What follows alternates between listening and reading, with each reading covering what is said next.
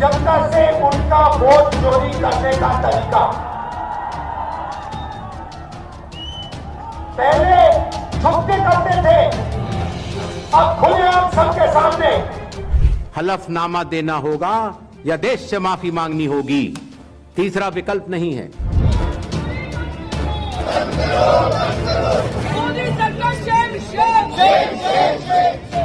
नमस्कार, आदाब, सत श्री अकाल। मेरा नाम है अश्विनी कुमार। पहले तो केवल राहुल गांधी बोल रहे थे, अब आधी संसद बोल रही है कि चुनाव आयोग वोट चोर, मोदी भाजपा वोट चोर। कांग्रेस अध्यक्ष मल्लिकार्जुन खड़गे, समाजवादी पार्टी के चीफ अखिलेश यादव, तृणमूल कांग्रेस महासचिव अभिषेक बनर्जी समेत इंडिया गठबंधन के तमाम सांसदों ने बिहार में बिना सर पैर के एसआईआर के खिलाफ जोरदार प्रदर्शन किया।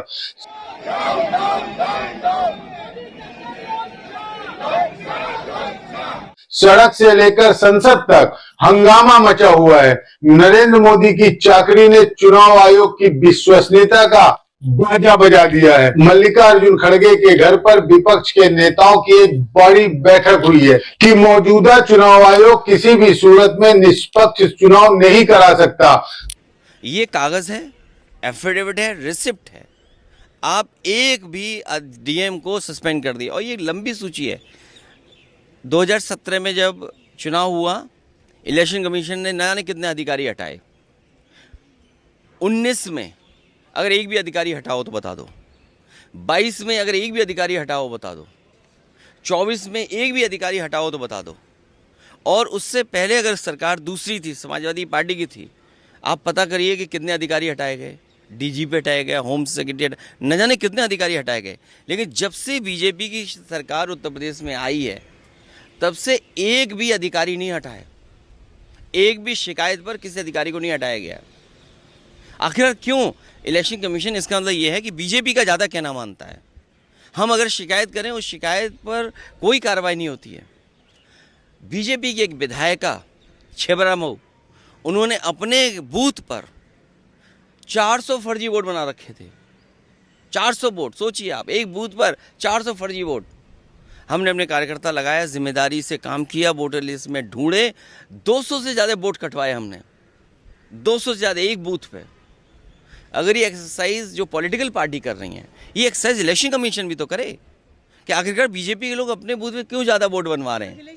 इलेक्शन कमीशन को प्रूफ के साथ आना चाहिए कि नहीं हो रही है।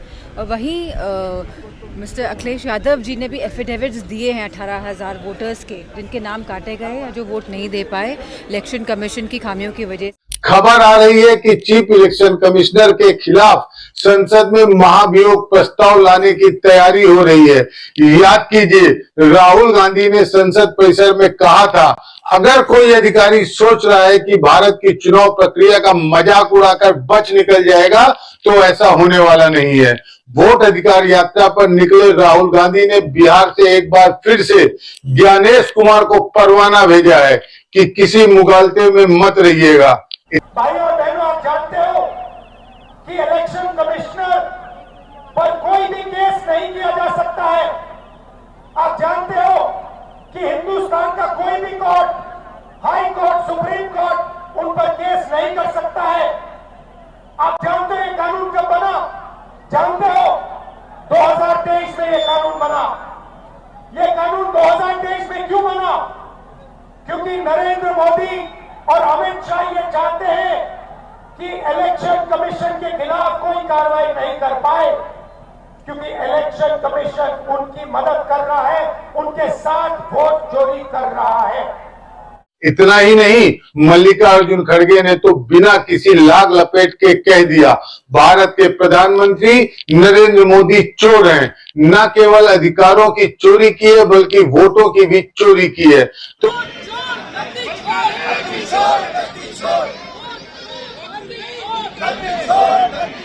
तो आखिर यह नौबत आई क्यों? क्योंकि भारत का chief election commissioner voter list में भयावह हेराफेरी पर चिंतित होने की बजाय, बात करने के बजाय, सबको विश्वास में लेने की बजाय, सुधार करने की बजाय देश की सबसे बड़ी विपक्षी पार्टी के संवैधानिक पद पर बैठे नेता को खुली धमकी दे रहा है। देश की तीसरी सबसे बड़ी पार्टी के अध्यक्ष को झूठा बता रहा है। 24 साल तक एक राज्य में सरकार चला चुकी एक पार्टी को झूठा बता रहा है। मैं ये भी कहना चाहता हूं, अगर 7 दिन में हलफनामा नहीं मिला तो इसका अर्थ ये सारे आरोप निराधार हैं। क्या यह भाषण देश की चीफ इलेक्शन कमिश्नर को भारतीय जनता पार्टी ने लिख कर दिया है? क्योंकि ये बिल्कुल वही भाषा है जो भाजपा बोलती है, जो नरेंद्र मोदी बोलते हैं, जो जेपी नड्डा बोलते हैं या जो अमित शाह बोलते हैं। आखिर क्यों कहा जा रहा है कि देश का चीफ इलेक्शन कमिश्नर सत्ताधारी भाजपा की जुबान बोल रहा है? चुनाव आयोग के कंधे पर बंदूक रखकर भारत के मतदाताओं को निशाना बनाकर राजनीति की जा रही हो। राजनीति तो आप कर रहे हैं महोदय, देश को धोखा देने की राजनीति, विपक्षी पार्टियों को धोखा देने की राजनीति और लोकतंत्र को ठगने की राजनीति। यह आदमी देश के मतदाताओं की वोट लेकर अपने ऊपर लगे आरोपों को उड़ा देना चाहता है, लेकिन यह उड़ा नहीं पा रहे हैं। लोकसभा के चुनाव की प्रक्रिया में 1 करोड़ से भी अधिक कर्मचारी, 10 लाख से भी अधिक बूथ लेवल एजेंट्स,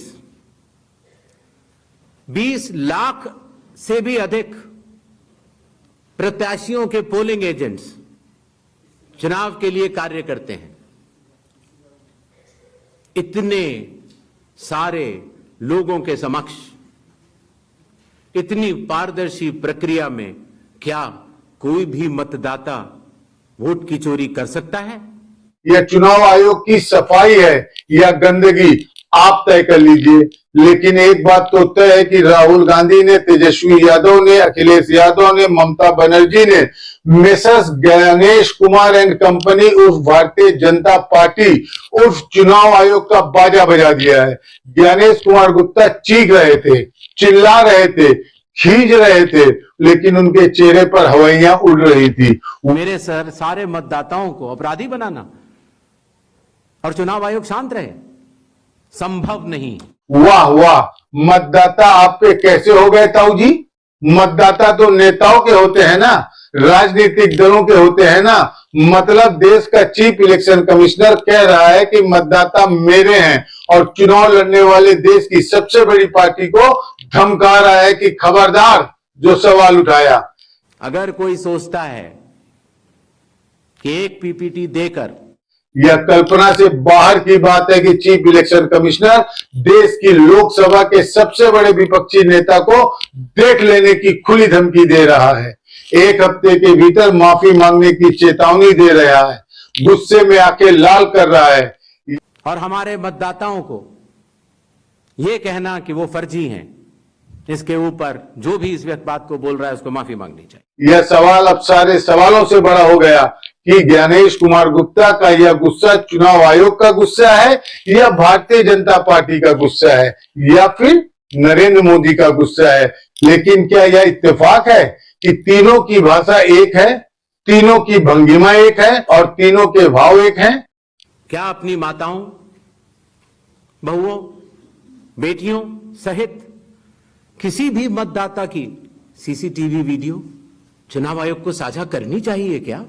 यह वही चुनाव आयोग है जो चुनाव में धर्म के आधार पर महिलाओं के घूंघट, दुपट्टा, बुर्का उठाकर उनकी पहचान की जांच करता है, जिसके अफसर मतदाताओं पर सीधे सर्विस रिवॉल्वर तान देते हैं, जिसने मरे हुए लोगों को जिंदा कर दिया और जिंदा लोगों को मार डाला है। हमने कुछ दिन पहले देखा कि कई मतदाताओं की फोटो उनकी अनुमति के बिना मीडिया के समक्ष रखी गई, उनके ऊपर आरोप लगाए गए, उनका इस्तेमाल किया गया। चीफ इलेक्शन कमिश्नर ने बस उन सवालों के जवाब नहीं दिया जो उठाए गए थे और वो सवाल बहुत बुनियादी थे। इतना हड़बड़ी में आपको एसआईआर करने का क्या जरूरत है जब बाहर चल रहे बिहार में बारिश के समय, और समय बहुत लोग कह रहे हैं बहुत कम है। कोई ठोस सबूत नहीं, गोलमोल करते हुए जवाब देने से भाग खड़े हुए चीफ इलेक्शन कमिश्नर। लेकिन अगला सवाल सुनकर चेहरा फक पड़ गया था गणेश कुमार का। आपको सुप्रीम कोर्ट ने आदेश किया 14 तारीख के दिन आपको मशीन रीडेबल जो 65 लाख लोग का नाम नहीं है तो आपको देना पड़ेगा, इससे पहले आपने क्यों नहीं दिया? जैसे कि उम्मीद थी, कोई जवाब नहीं, एकदम अज्ञानी बन गए थे चुनाव आयोग के ज्ञानी बाबा उर्फ ज्ञानेश कुमार। लेकिन सवाल खत्म नहीं हुए थे कि महाराष्ट्र में जो 40 लाख नया वोटर आए हैं और लोग कह रहे हैं कि पहला बार महाराष्ट्र के इतिहास में, भारतवर्ष के इतिहास में वोटर ज्यादा और 18 साल उम्र के लोग कम, और 5 बजे के बाद बहुत लोग वोट दिया। तो ये सारे जवाब मुख्यमंत्री देवेंद्र फडणवीस दे रहे हैं, राजनीतिक दल का नेता दे रहे हैं। चुनाव आयोग अभी तक खामोश थे, क्यों? चुनाव आयोग पहले भी खामोश था और इतना बड़ा मजमा सजाकर भी खामोश ही रहा। तो 2024 के लोकसभा चुनाव के बाद बीजेडी ने यह कहा कि उन्होंने हलफनामा देकर उड़ीसा में मतदाता सूची में गड़बड़ी की शिकायत आपसे की थी, तो उसमें अब तक क्या कार्रवाई हुई है? इसका भी जवाब देने से भाग खड़े हुए बड़े हुजूर। ज्ञानेश कुमार का चेहरा उतरा जा रहा था। जरा अगला सवाल सुनिए। आपने कहा कि बार बार कहा कि आपको दो सवाल पूछे, अगर देर से आप देते हैं, आप सवाल उठाते हैं तो आपको एफिडेविट देना पड़ेगा। अखिलेश यादव ने 18,000 नामों की एफिडेविट दिया हुआ है। ये राजनीति में बार बार सवाल उठ रहा है कि आपने उसका जवाब नहीं दिया। अब जरा सुनिएगा ज्ञानेश कुमार का जवाब और समझिएगा लोकतंत्र का मखौल उड़ाती है उनकी सोच को और बहुदलीय लोकतांत्रिक प्रणाली को, उनके विश्वास को। उड़ीसा से या उत्तर प्रदेश से कुछ शिकायतें की गई, बात वहीं की वहीं है। चुनाव हारने या जीतने के बाद जिस मतदाता सूची पर चुनाव हुआ उसके ऊपर बिना हलफनामा दिया गया, ये बात ठीक नहीं है। मतलब राहुल गांधी भी झूठ बोल रहे हैं, अखिलेश यादव भी झूठ बोल रहे हैं, नवीन पटनायक भी झूठ बोल रहे हैं, तेजस्वी यादव भी झूठ बोल रहे हैं, ममता बनर्जी भी झूठ बोल रही हैं और एक अकेले ज्ञानेश कुमार धरती पर धर्मराज युधिष्ठिर पैदा हुए हैं। बिना किसी सबूत के किसी भी वैलिड मतदाता का नाम नहीं कटेगा। चुनाव आयोग हर मतदाता के साथ चट्टान की तरह खड़ा हुआ है। वह तो हमने सुप्रीम कोर्ट में देख लिया महाराज जी, जब 2 मुर्दा महिलाएं आपके खिलाफ गवाही देने को खड़ी हो गई और चुनाव आयोग पूरी निठाई और बेशर्मी से कहा कि यह तो नाटक है। सच सच होता है और सूरज पूरब में ही उगता है, किसी के कहने से पश्चिम में नहीं उगा करता। क्या डायलॉग मारा है, मरहूम कादर खान फेल हो जाते, लेकिन ज्ञानेश कुमार ने नहीं बताया कि एक कमरे के मकान में 100 वोटर कैसे हो गए, वो भी अलग अलग जाति के और धर्म के। जो पता पूरी धरती पर अस्तित्व में नहीं है, वहां सैकड़ों वोटर कैसे हो गए? एक ही वोटर एक ही क्षेत्र में कई बूथ पर कैसे हो गए? तो न तो चुनाव आयोग की साख पर कोई प्रश्न चिन्ह खड़ा हो सकता है और न ही मतदाताओं की साख पर। मतदाताओं की वोट लेकर छिपने की यह होशियारी बेनकाब हो चुकी है। सच यह है कि चुनाव आयोग की साख की चिड़िया उड़ चुकी है और ज्ञानेश कुमार के तमतमाने से यह रफ्फू होने वाला नहीं है। देखा होगा कि Rahul Gandhi leader of opposition ने सेंट्रल बेंगलुरु की कॉन्स्टिट्यूंसी की तहकीकात की और ढेर सारे आरोप लगाए। उनका कहना था कि फेक सस्पिशियस वोटर बन रहे हैं, मैनिपुलेटेड हैं, मास एडिशन हुए हैं। इसके 2-3 दिन बाद ही बीजेपी के पावरफुल लीडर अनुराग ठाकुर जी ने प्रेस कॉन्फ्रेंस की और उन्होंने कहा कि उनके पास कंक्रीट प्रूफ है कि कंक्रीट प्रूफ है इस बात के कि lakhs of suspicious voters, duplicate voters, fake addresses, age manipulation, mass addition have been found in Wayanad, Raebareli and other constituency. देश की 2 बड़ी राजनीतिक पार्टियां ये आरोप लगा रही हैं कि fake voters, bogus voters, manipulation of age, duplicate voters ये मौजूद हैं। तो आप कितना सहमत हैं और इन आरोपों के आप क्या जांच कोई कराएंगे? ज्ञानेश कुमार गुप्ता इस सवाल का जवाब देने से भाग खड़े हुए। असल में उनके पास इस तरह के किसी भी जरूरी सवाल का जवाब था ही नहीं। तो ये आंकड़ा जो है क्यों इतना ज्यादा भिन्न, पहले ये सब क्यों नहीं हुआ?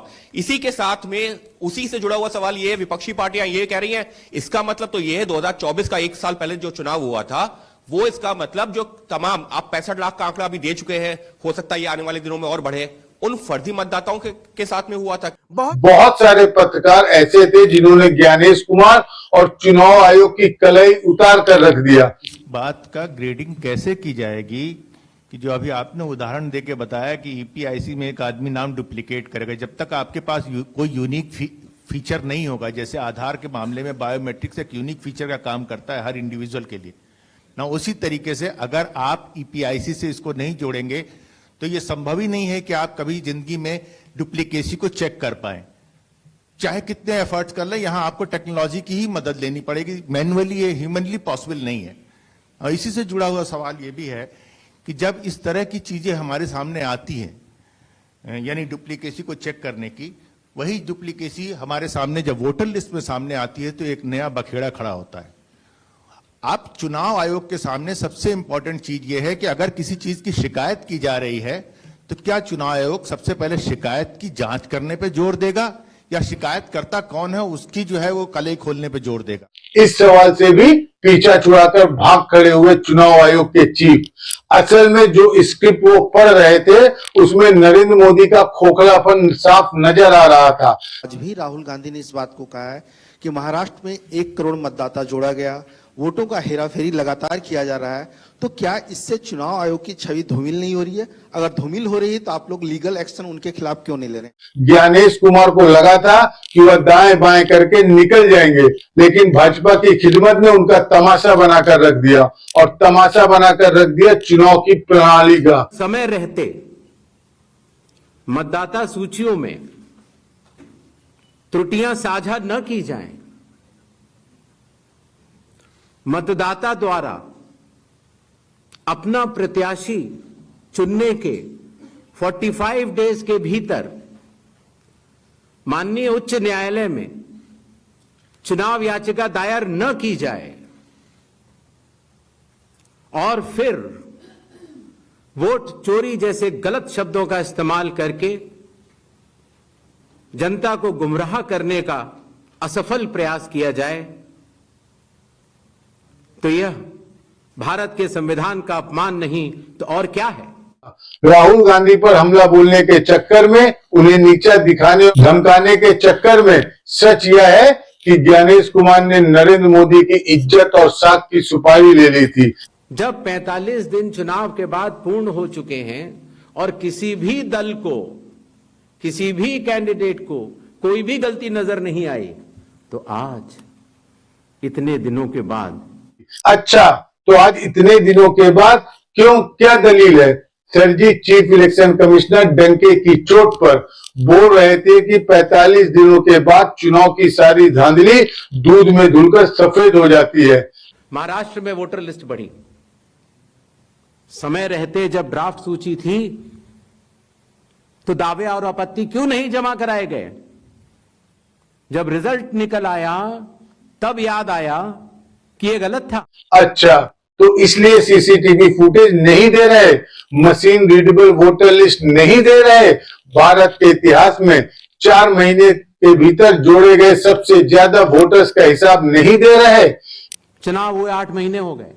इसी को कहते हैं हाइट ऑफ इनोसेंट, मासूमियत की प्रचंडता। महाराष्ट्र में क्यों नहीं उच्चतम न्यायालय में चुनावी याचिका दायर की गई? आप क्यों हलफनामा नहीं देते कि हमने वोटर लिस्ट में कोई खिलवाड़ नहीं किया है? लिख कर दे। क्यों नहीं देते कि चुनाव आयोग ने फर्जीवाड़े के आधार पर ना तो किसी का नाम जोड़ा है और ना ही किसी का नाम काटा है? लेकिन ज्ञानेश कुमार में मासूमियत लबालब भरी हुई है और वह प्रेस कॉन्फ्रेंस में छलक छलक कर बाहर आ रही थी। बात यह कही गई कि आखिरी घंटे में इतना मतदान कैसे? चुनाव आयोग ने जवाब दिया था और आप सबने लिखा भी था कि अगर 10 घंटे मतदान होता है तो हर घंटे 10% का औसत होता है।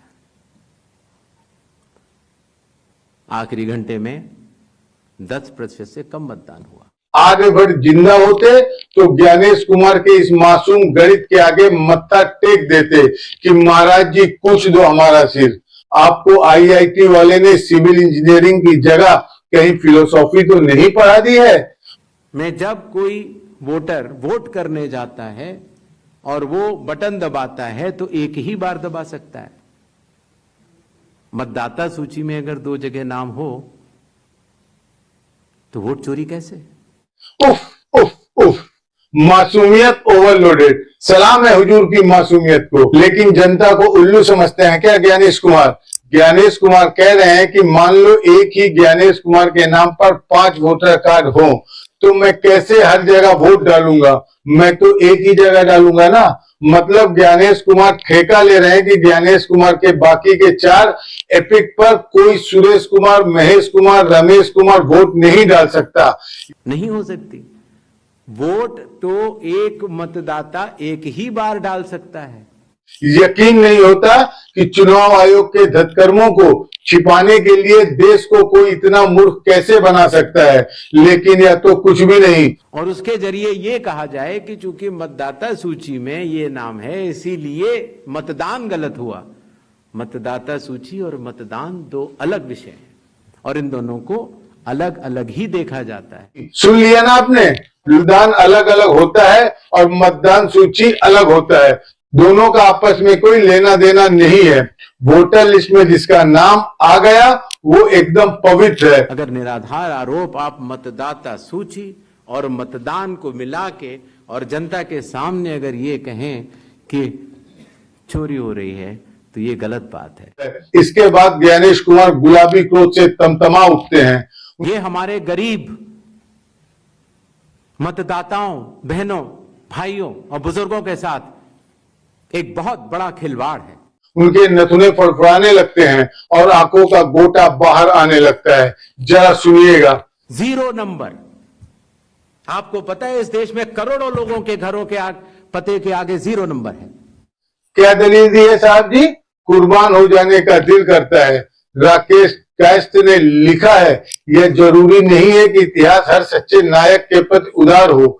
एक विषय होता है शिकायत करना, एक होता है उसके ऊपर भ्रम फैलाना और एक होता है उसके ऊपर चुनाव आयोग पर आरोप लगाना।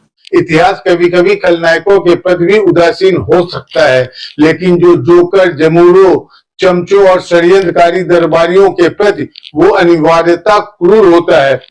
अगर आरोप 1.5 लाख मतदाताओं का हो तो क्या बिना किसी सबूत के, बिना किसी हलफनामे के 1.5 लाख मतदाताओं को नोटिस जारी कर दिया जाए? मतलब यह जोकर कह रहा है कि सारा गुनाह वोटरों का है। हम तो ईश्वर हैं, हमारे ऊपर न सवाल उठ सकते हैं न जवाब मांगा जा सकता है। इतने संगीन विषयों पर बिना हलफनामे के चुनाव आयोग को काम नहीं करना चाहिए। ये संविधान और कानून दोनों से विरुद्ध में होगा। क्या कमाल की बात है कि पूरे विपक्ष में किसी को ना कानून का पता है, ना संविधान का पता है, ना नैतिकता का पता है, ना निष्पक्षता का पता है। नरेंद्र मोदी की तरह ज्ञानेश कुमार ने भी तो अवतार नहीं लिया, नॉन बायोलॉजिकल।